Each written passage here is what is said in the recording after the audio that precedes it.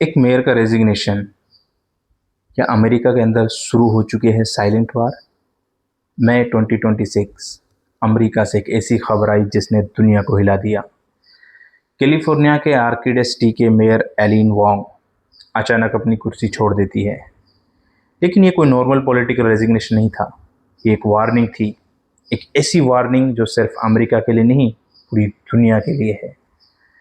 American federal agencies का आरोप था कि वो चाइना के इन्फ्लुएंस नेटवर्क का हिस्सा थी, यानी एक ऐसा हिडन सिस्टम जो गोलियों से नहीं, लोगों की सोच से जंग लड़ता है। और सच बताऊं, आज की दुनिया में सबसे खतरनाक हथियार मिसाइल नहीं, नैरेटिव है। आर्केडी एक ऐसा एरिया जहां चाइनीज़ अमेरिकन पॉपुलेशन बहुत ज़्यादा है। इन्वेस्टिगेटर्स के मुताबिक इसी कम्युनिटी इन्फ्लुएंस का यूज़ करके धीरे धीरे लोकल मीडिया और पब्लिक ओपिनियन का सेव किया गया। 2020 से 2022 के बीच एक डिजिटल मीडिया प्लेटफॉर्म चलाया गया। ऊपर से वो सिर्फ एक लोकल न्यूज़ चैनल लगता था, लेकिन अंदर ही अंदर एक और कहानी चल रही थी। चाइना के अगेंस्ट क्रिटिसिज्म को स्प्रेस करना, जिंगजांग इशूज़ पर बीजिंग को डिफेंड करना और चाइनीज़ गवर्नमेंट की इमेज को नॉर्मल जर्नलिज्म की डिस्क्यूज़ में पुश करना।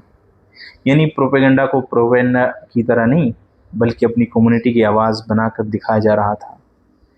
इंटेलिजेंस एजेंसी इसको कहती हैं नैरेटिव लॉन्ड्री। और यही सबसे डेंजरस चीज़ है, क्योंकि जब दुश्मन सामने होता है तो हम लड़ देते हैं, लेकिन जब दुश्मन आपकी थिंकिंग के अंदर घुस जाए तब आपको पता भी नहीं चलता कि आप हार कब गए। रिपोर्ट्स के मुताबिक इनक्रिप्टेड वीचैट ग्रुप्स के थ्रू रेडीमेड आर्टिकल्स भेजे जाते थे। इन्वेस्टिगेशन में बड़े ऑपरेटर्स के नाम सामने आए, ऐसे कनेक्शन जिनके लिंक्स रिपोर्टेडली चाइना की टॉप लीडरशिप तक बताए जा रहे हैं। लेकिन रुक जाइए, ये कहानी सिर्फ एक मेयर की नहीं है, ये एक ग्लोबल स्ट्रेटेजी का पार्ट्स है। 2010 में अमेरिका ने रशियन स्लीपर एजेंट एक्सपोज किए थे।